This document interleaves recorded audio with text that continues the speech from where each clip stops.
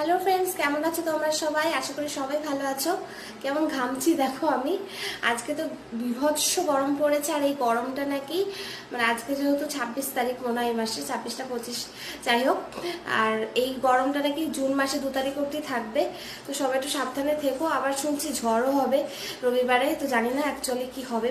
আজ যেহেতু শনিবার, আজকের মেনু একদম নিরামিষ। তো আজ নিরামিষ মেনু কি কি হয়েছে সেটা তোমাদেরকে বলে দিই। চলো দেখাই যে কি কি মেনু আজকে হয়েছে। তো সবার প্রথমেই দেখো, এই যে ভাত সবারই প্রায় খাওয়া হয়ে গেছে, আর এই যে পনিরের তরকারি।